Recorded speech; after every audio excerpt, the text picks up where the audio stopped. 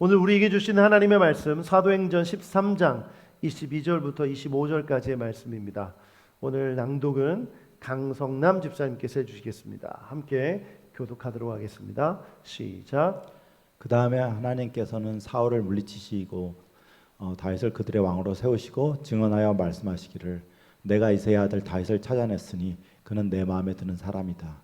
그가 내 뜻을 다 행할 것이다 하셨습니다. 하나님은 약속하신 대로 다윗의 후손 가운데서 구주를 세워 이스라엘에게 보내셨으니 그가 곧 예수입니다. 그가 오시기 전에 요한이 먼저 회개의 세례를 모든 이스라엘 백성에게 선포하셨습니다. 요한이 자기의 달려갈 길을 거의 다 갔을 때에 말하기를 여러분은 나를 누구로 생각하십니까? 나는 그리스도가 아닙니다. 그는 내 뒤에 오실 터인데 나는 그의 신발끈을 풀어드릴 자격도 없는 사람입니다 하였습니다. 아멘. 오늘 말씀은 교회행전 34번째 시간 주의 길을 예비하라 라는 제목으로 하나님의 말씀을 나누도록 하겠습니다. 여러분 어린 시절 위인전 다 읽어보셨죠? 우리나라 우리 민족에 위인들이 많이 있는데 많은 분들이 이순신 장군, 세종대왕 이런 분들이 떠오르실 거예요. 어떤 분도 신사임당도 떠오르실 분들 있을 것 같고, 이런 위인전들을 읽어보면 공통적인 특징이 있습니다. 첫 번째는 역경과 어려움을 이겨낸 사람들이란 거예요. 힘든 상황이 있었음에도 불구하고 이겨내고 뭔가 중요한 일을 해냈다라는 공통점이 있죠. 또 하나는 많은 사람들에게 감동을 주거나 많은 사람들을 이롭게 한 그런 업적이 있다는 것입니다. 우리 세종대왕을 존경하는 이유는 우리가 쓰고 있는 한글을 만들었기 때문이죠. 이순신 장군 또한 외구로부터 일본의 침략으로부터 우리를 구원했기 때문에 이순신 장군을 굉장히 위인으로 여기죠. 이스라엘 백성들도 위인으로 여기는 사람들이 있었는데 그 중에 한 사람이 바로 다윗입니다. 여러분이 알고 있는 것처럼 아브라함도 그들에게는 위인이고 모세도 위인이에요. 그리고 다윗도 위인이고, 그런데 이 성경에 존재하는 위인들은 그 사람들의 업적과 그 사람들의 능력과 그 사람들의 환경이 사실 중요하지 않습니다. 왜냐하면 그 사람들은 하나님을 드러내기 위한 도구이기 때문에 그렇습니다. 영어로 따지자면 그들이 주인공이 아니라 누가 주인공입니까? 하나님이 주인공이신 거죠. 여러분 예전에 이집트 왕자라는 애니메이션 본 적 있으세요? 이집트 왕자의 주제는 모세 이야기죠. 출애굽한 사건을 출이집트한 사건을 애니메이션으로 만들었어요. 저도 그 애니메이션을 봤는데 좀 제 마음에 불편한 것이 있었어요. 그 중에 하나가 뭐냐면 이 출애굽의 이야기, 출이집트의 이야기의 주인공이 마치 모세인 것처럼 묘사가 된 거예요. 사실 이 모든 출애굽의 주인공은 누구십니까? 여호와 하나님이신 줄 믿습니다. 그런데 사람들이 모세가 행한 일들을 보고서 모세가 마치 뛰어난 위인이고 아주 기적을 행한 놀라운 사람인 것처럼 묘사를 하고 있는 거죠. 그러므로 우리가 성경을 읽을 때 이 성경에 나타난 인물들은 다 어떤 사람인가? 주인공이신 하나님, 주인공이신 예수님을 드러낸 조연들인 것이죠. 그렇다면 오늘 이 이야기가 우리에게 왜 중요한 의미가 있는가? 여러분 우리는 어떤 사람들입니까? 우리는 예수 그리스도, 우리의 주인공 되신 주님을 빛나게 하는 조연들인 줄 믿습니다. 그런데 사람들이 자꾸 이것을 잊어버려요. 내가 주인공인 것처럼, 내가 주연인 것처럼 여기게 되는 것이죠. 반드시 기억하십시오. 그래서 우리가 조연으로 살아갈 때 주연인 우리 하나님을 빛나게 하는 것, 그리고 이것은 성경에서 뭐라고 말하고 있냐면 주의 길을, 주님을 예비하는 자들이라고 표현하고 있습니다. 그래서 오늘 말씀 제목이 주의 길을 예비하는 사람들입니다. 그래서 바울이 오늘 비시디아 안디옥에 있는 회당에서 설교를 하고 있습니다. 여러분 이 설교의 주제가 뭡니까? 설교 제목이 복음이죠. 예수님, 주인공 되신 예수님을 설명하기 위해 그들이 위인으로 여기는, 그들이 주인공처럼 여기는 다윗을 말하고 있어요. 다윗은 어떤 사람인가? 그들에게는 왕입니다. 정말 뛰어난 왕이에요. 그들을 많은 대적에서부터 구원하고 땅을 차지하고 칭찬받아 마땅할 왕이에요. 그런데 그 왕을 주인공 대신 예수님을 빛나게 한 조연으로 말하고 있어요. 굉장히 중요한 것입니다. 오늘 다윗의 혈통을 언급하고 있는데 예수님은 다윗의 후손 가운데 구주가 나셨다. 예수님께서 그렇게 태어나셨다 설명하고 있습니다. 여러분, 이 의미가 뭘까요? 다윗은 왕입니다. 이 왕의 후손으로 태어났다는 것은 예수 그리스도의 왕권을 나타낸 줄 믿습니다. 다윗을 통해 나타나신 이유는 예수님이 왕이시라는 것을 선포하기 위함이죠. 그래서 다윗이란 사람을 선택하신 그 이유, 그 뜻을 먼저 살펴봐야 됩니다. 수많은 사람 중에 왜 다윗을 선택하셨는가? 오늘 본문은 그 이유를 분명히 말해주고 있어요. 22절을 함께 읽어보겠습니다. 22절 말씀 시작. 그 다음에 하나님께서는 사울을 물리치시고서 다윗을 그들의 왕으로 세우시고 증언하여 말씀하시기를 내가 이새의 아들 다윗을 찾아냈으니 그는 내 마음에 드는 사람이다. 내가 그가 내 뜻을 다 행할 것이다 말씀하셨습니다. 오늘 말씀해 보니까 다윗에 대해서 이렇게 말해요. 두 가지로 요약할 수 있습니다. 그는 내 마음에 드는 사람이다. 두 번째는 그가 내 뜻을 다 행할 것이다. 질문이 생겨요. 다윗을 마음에 들어 하셨다. 이걸 뒤집어 보면 하나님이 마음에 들지 않는 사람도 있다라는 뜻 아니겠습니까? 그럼 오늘 본문에 사울을 물리치셨다라고 말하는 거 보니까 사울을 마음에 들어하지 않으셨다. 이렇게 해석할 수 있겠죠. 그렇다면 사울은 원래부터 마음에 들지 않았던 사람인가? 여러분, 이스라엘 백성들이 왕을 요구할 때 하나님께서 그 요구를 받아주면서 누구를 세우셨죠? 사울을 왕으로 세우셨습니다. 그냥 마음에 들지 않는데 세운 것이 아니에요. 여러분, 성경을 읽어보면 사울은 하나님의 영이 임했던 사람이고 용맹했던 사람이고 준수했던 사람이에요.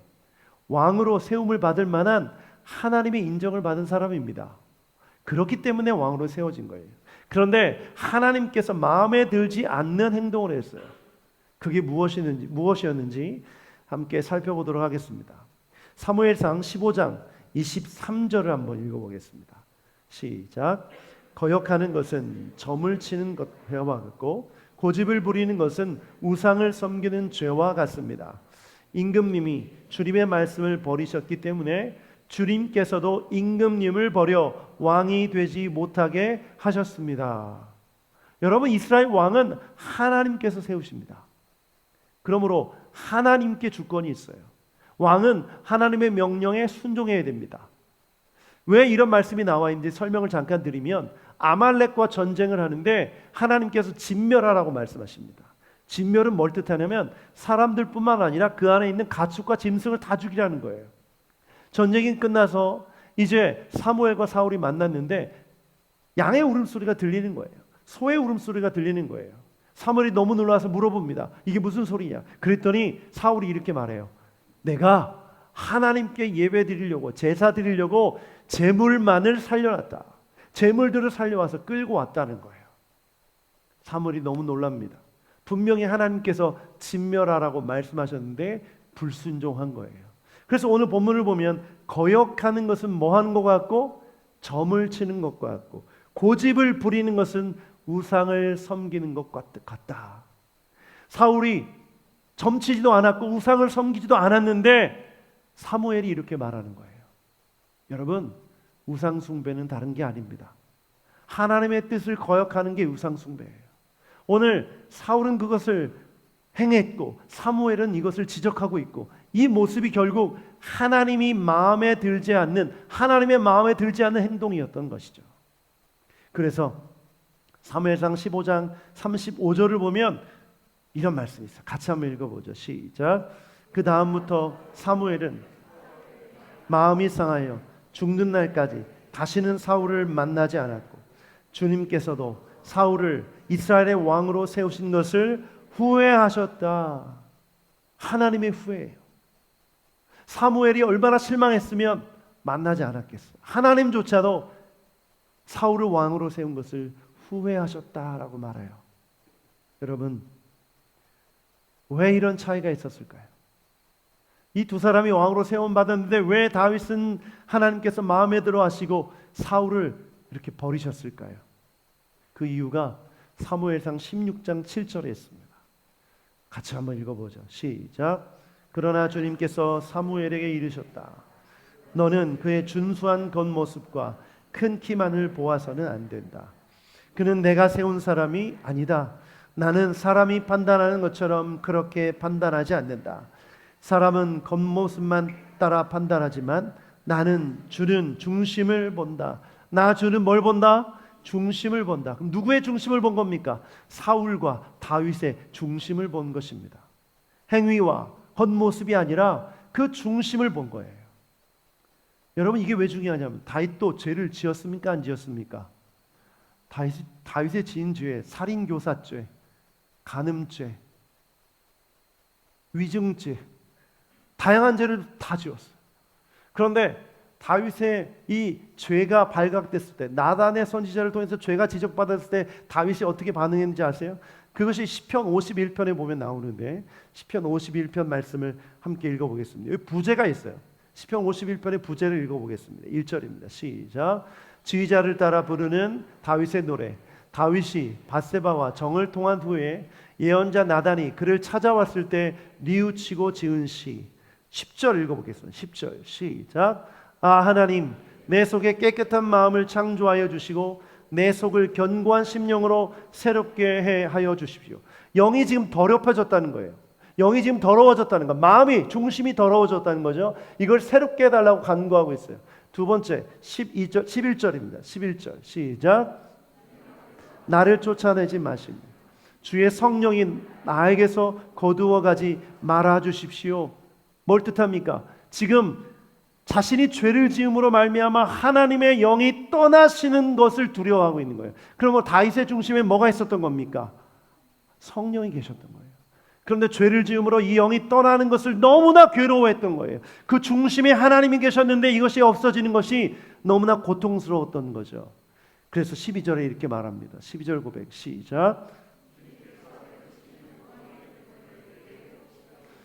내가 지탱할 수 있도록 내게 자발적인 마음을 주십시오. 여러분, 구원의 기쁨이 사라집니다. 죄를 지으면 구원의 기쁨이 사라집니다.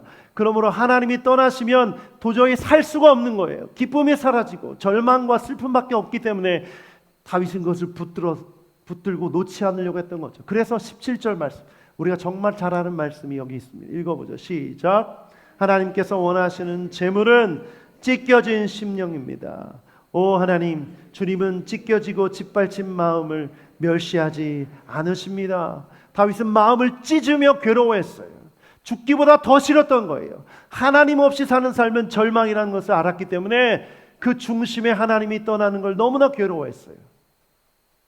반면에 사울은 어땠는지 아십니까? 15장 30절입니다. 사무엘상 15장 30절 읽어보죠. 사울의 태도를 보면 큰 차이가 있는 것을 알게 됩니다. 시작. 내가 죄를 지었습니다. 그러나 나의 백성 이스라엘과 백성의 장로들 앞에서 제발 나의 체면을 세워주시기를 바랍니다.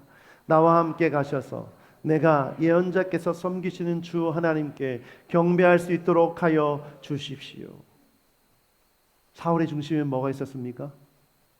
체면이 있었어요. 체면. 자기가 죄 지은 것 때문에 장로들 앞에서 백성들 앞에서 창피당할 것, 그것을 두려워했던 거예요. 그럼 이건 뭘 뜻합니까? 지금 사울의 중심에 누가 있는 겁니까? 자기 자신이 있는 거예요. 자기 자신이 있는 거예요. 사람들에게 정죄받고 비난을 받는 것을 견디기가 어려웠어요. 체면이 있었어요. 왕의 체신이 사실 뭐가 중요합니까? 지금 하나님이 떠나시면 버림받는데 이게 뭐가 중요해요? 지금 죽으면 지옥 가는데 죄인으로 사는 것이 뭐가 중요해요? 내 체면이 뭐가 중요해요? 옷을 찢으며 가슴을 찢으며 통곡하며 회개해야 하는데 지금 체면을 걱정하고 있어요. 여러분, 여기에 첫 번째 메시지가 있어요. 다윗의 중심에는 누가 계셨습니까? 하나님이 계셨고, 사울의 중심에는 자기 자신이 있는 거예요. 같이 한번 읽어보죠. 다윗의 중심에 시작. 다윗의 중심에는 하나님이 계셨고 사울의 중심에는 자기 자신이 있었습니다. 여러분, 우리가 예수님 믿을 때 예수님이 우리 어디에 들어오신 겁니까? 변두리입니까? 중심입니까? 우리의 중심에 오신 거예요. 우리 예수님을 믿는다는 말을 영접한다는 표현을 씁니다. 영접한다는 것은 우리의 삶의 보좌에 그분이 앉으신다는 것을 말해요. 그분이 왕으로 앉아 계신다는 것이죠. 여러분, 다윗이 자기가 마치 왕인 것처럼 사람 목숨을 왔다 갔다 하고 마음대로 욕심에 따라 간음했던 그 죄를 마음을 찢으며 회개하는 것이에요. 아, 내가 잘못 알았구나. 내가 왕이 아닌데. 체면이 어디 있습니까? 머리에 재를 뿌리고 배에 못을 입고 옷을 찢으며 간절히 회개할 때 하나님은 그 중심을 보셨기에 그의 죄를 용서해 주신 것이죠.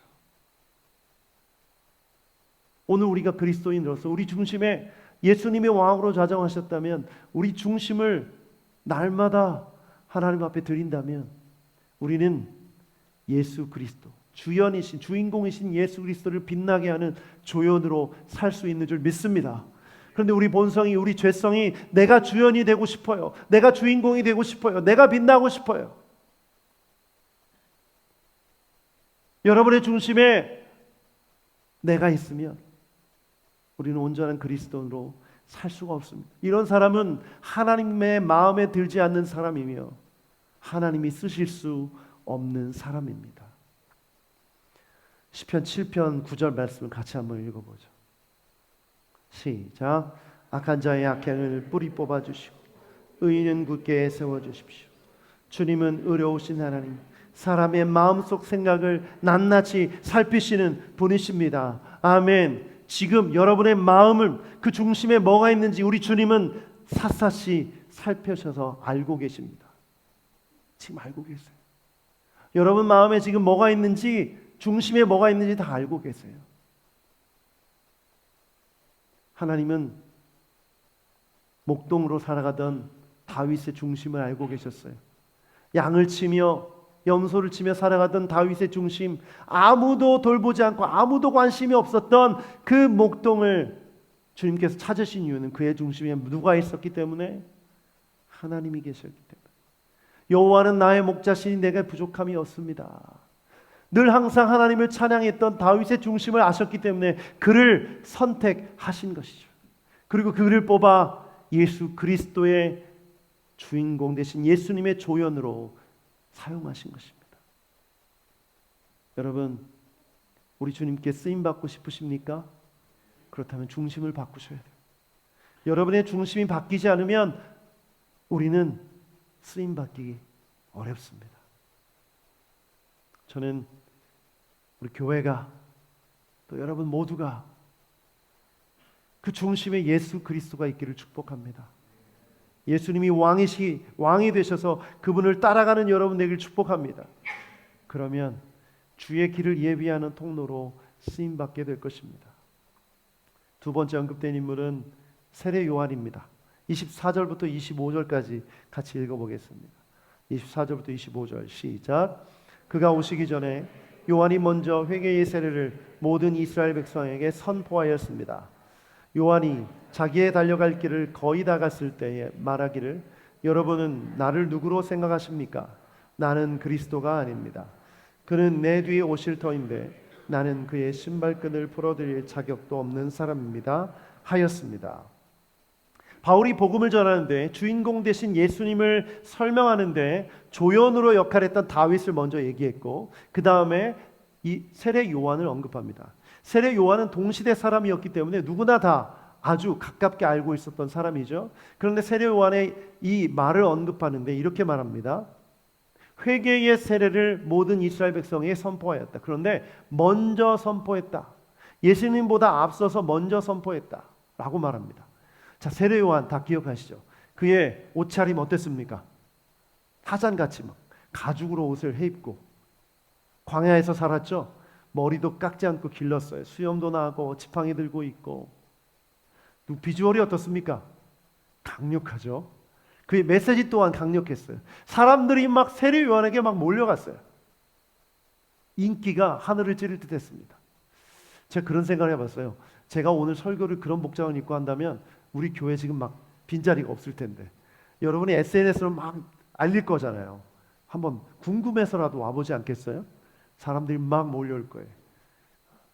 근데 제가 오늘 이렇게 양복을 입고 평범한 복장이잖아요. 한번 고려를 해볼 법도 한 것 같아요. 하지 말라는 표정이신 것 같은데 안 하겠습니다. 많은 사람이 따랐어요. 정말 구름대 같은 사람들이 몰려왔어요. 세례요한의 말을 듣기 위해서. 그때 회개의 세례를 막 선포하고 세례를 주었죠. 그때 새로운 라이징 스타, 새로운 스타가 등장합니다. 예수님이죠.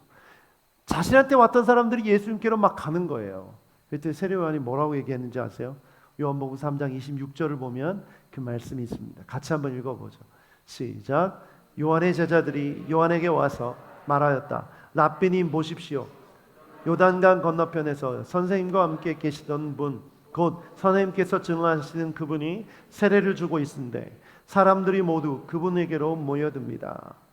제가 지금 설명드린 거예요. 사람들이 막 몰려갑니다. 걱정돼서 지금 세례요한한테 말한 거예요. 그때 세례요한이 뭐라고 말합니까? 요한복음 3장 30절 말씀 읽어보겠습니다. 시작. 그는 흥하여야 하고 나는 쇠하여야 된다. 요한이 이렇게 말한 이유가 뭘까요? 요한은 자기 정체성을 분명히 알았어요. 그 중심에 자신이 누구인지 또 자신이 해야 될 역할이 뭔지를 분명히 알고 있었어요. 이렇게 말하면 돼요. 요한은 마가복음 1장 3절부터 4절 보면 광야에서 외치는 이의 소리가 있다. 너희는 주님의 길을 예비하고 그의 길을 곧게 하려고 한 것 같이 세례자 요한이 광야에서 나타나 그 죄를 용서받게 하는 회개의 세례를 선포하였다. 자기 자신을 뭘로 얘기합니까? 소리라고 말해요. 소리. 이 말은 이사야서에서 나온 말씀을 인용하면서 말하는 거예요. 소리, 지금 소리가 나고 있죠? 바로 사라졌어요. 세례요한의 삶 너무나 짧은 삶이었어요. 약 30년간의 삶을 살고 죽었습니다. 그런데 그는 하나님의 조연으로 예수 그리스도를 빛나게 해주는 조연으로 자신의 역할을 잘 감당하고 죽었어요. 여러분 사극을 보면 왕이 행차를 할 때 어떻습니까? 행차가 길죠. 막 그 궁녀들도 있고 장군들도 있고 군대가 호위하면서 막 지나갑니다. 그런데 제 앞에서 막 나팔을 불면서 소리 지르는 사람들이 있어요. 뭐라고 소리 지릅니까? 왕이 납시오, 왕의 행차요. 소리를 지르지 않습니까? 이 음성을 들으면 멀리 있던 사람들도 그 얘기를 듣고 그 땅에서 엎드려, 그 길에 엎드려 왕에게 경배하지 않습니까? 그런 역할을 누가 한 거예요? 바로 세례 요한이 한 것이죠. 왕의 행차를 준비하는 사람, 왕의 길을 예비하는 사람, 그런 사람으로 세례 요한은 부르심을 받았던 것이고 그 역할을 감당한 것입니다. 요즘 인생에 대한 생각을 많이 해보게 됩니다. 우리가 위인전에 나온 사람들만 가치 있는 삶을 살았을까요? 또 세상에서 말하는 업적을 이루고 세상에서 칭찬할 만한 일을 한 것이 가치 있는 삶일까요? 돈을 많이 벌어야, 좋은 위치에 올라가야, 명예를 얻어야 그 사람이 가치 있는 인생일까요? 저는 여러분 그리스도인이라면 하나님의 뜻에 쓰임받는 것이 가장 가치 있는 인생인 줄 믿습니다. 주연이신 예수님을 빛나게 하는 일로, 왕 대신 예수님의 길을 예비하는 사람으로 쓰임받는다면 내 인생은 어디에 있든지 무엇을 하든지 어떤 모습이든지 다 가장 가치 있는 인생인 줄 믿습니다. 그래서 두 번째 메시지는 이거예요. 같이 한번 읽어보죠. 시작. 우리의 인생은 아멘, 아멘. 주님의 길을 예비하도록 허락하신 것입니다. 오늘 말씀에 나와 있는 다윗과 세례 요한은 예수님의 초림, 예수님의 첫 번째 오심을 준비하던 사람들이에요. 그러면 이제 예수님이 승천하신 이후에 우리는 지금 뭘 기다리고 있습니까? 예수님의 재림을 기다리고 있어요. 그렇다면 예수님이 다시 오실 날까지 존재하는 모든 그리스도인들은, 제자들을 비롯한 모든 그리스도인들은 다 누굽니까? 예수님의 재림을, 다시 오실 길을 준비하는 사람들인 줄 믿습니다. 우리가 할 일은 뭡니까? 왕의 행차를 외치는 거예요. 왕이 오신다, 다시 오실 예수님이 오신다는 말을 선포하는 것이 우리의 삶의 목적인 줄 믿습니다. 그러므로 여러분의 중심에 이 메시지가 있습니까? 이 외침을 외치고 있습니까? 이사야서 40장 3절 말씀 함께 읽어보겠습니다. 시작. 한 소리가 외친다. 광야에 주님께서 오실 길을 닦아라. 사막에 우리의 하나님께서 오실 큰 길을 곧게 내어라. 여러분, 우리가 살고 있는 이 세상은 광야와 같은 세상이에요. 사막과 같은 곳이에요. 길이 없어 보입니다.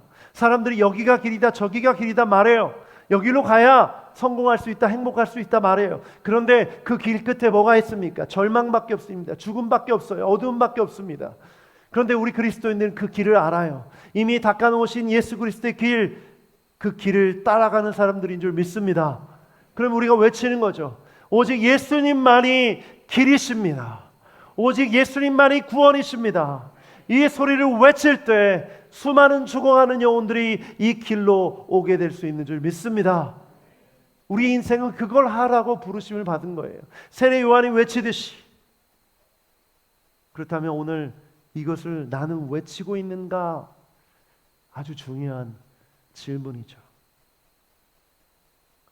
이사야서 40장 6절부터 이렇게 말씀하고 있어요. 같이 한번 읽어보죠. 시작.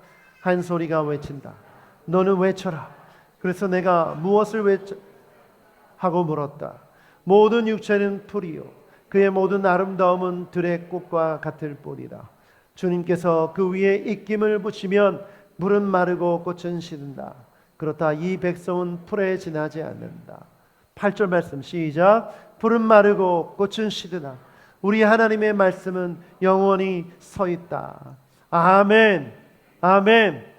영원하신 하나님의 말씀은 시대를 막론하고 진리인 줄 믿습니다. 이것은 사라지지 않습니다. 사람들이 광야에서 찾아다니는 그 길에 핀 꽃과 들에 핀 모든 것들은 다 없어지는 거예요. 여기다 길이다, 여기가 길이다 말해도 다 사라집니다. 그러나 오직 영원한 길 예수 그리스도, 복음과 진리는 절대 사라지지 않는 줄 믿습니다. 우린 그 길로 나아가야 됩니다. 그리고 그것이 길임을 선포해야 돼요. 저는 이 말씀을 가지고 묵상하는데 그런 마음이 들었어요. 우리가 길을 갈 때 길에는 뭐가 있습니까? 신호등이 있고 신호판이 있어요.